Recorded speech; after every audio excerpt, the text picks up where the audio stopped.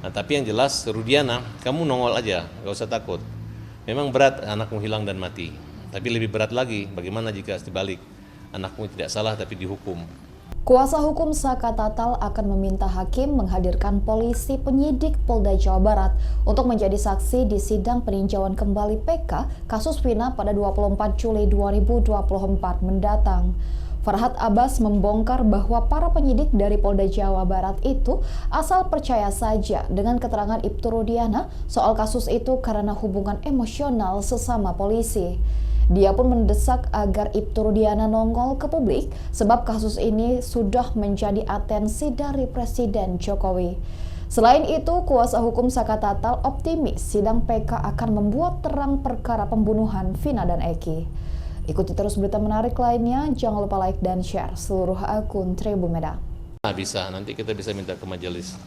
Karena ini kan menyangkut ketelitian, kehati-hatian juga.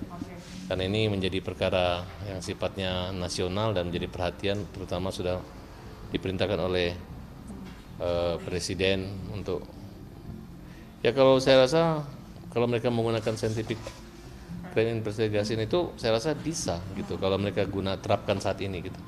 Terus kedua, mau menggunakan keahlian bagaimanapun selama masih digunakan penyidik-penyidik kemarin, kan ini yang nangkap ini jujur aja itu penyidik yang menyidik itu bukan mereka.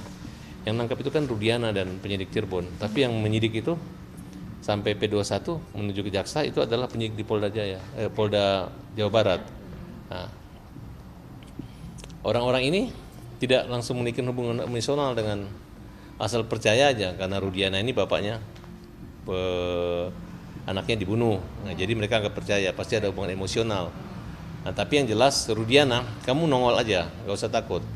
Memang berat anakmu hilang dan mati. Tapi lebih berat lagi bagaimana jika dibalik anakmu tidak salah tapi dihukum dan menderita sampai mati. 100% saya optimis 1001%. Insya Allah. Karena walaupun kita optimis, tapi kalau tidak kehendak Allah, kita nggak takut takabur gitu. Jadi karena kita juga melihat hakim aja di dalam pertimbangan putusan PG aja udah kelihatan gitu. Jadi nggak ada lagi godaan mengatakan udah ada putusan pengadilan, nggak bisa. Dari putusan PG udah kelihatan kok bahwa perkara ini tidak maksimal, jaksanya tidak maksimal, P21 perkara akhirnya jadi kegaduhan di sini, hakimnya juga asal nyidang aja, seadanya aja gitu.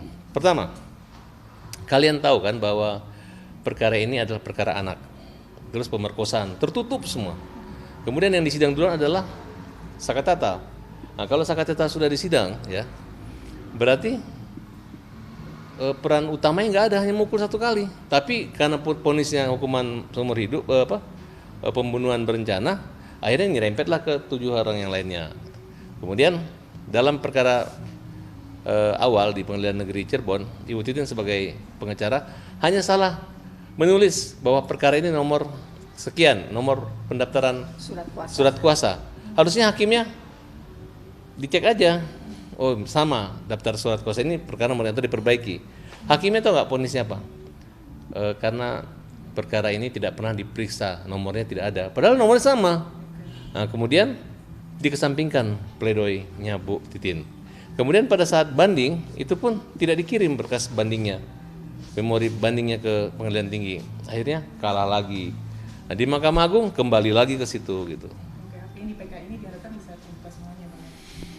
Ya harus dibuka gitu, karena selama ada orang yang tidak salah dihukum, tidak akan sempurna demokrasi Indonesia. Download Tribun X sekarang, menghadirkan lokal menjadi Indonesia.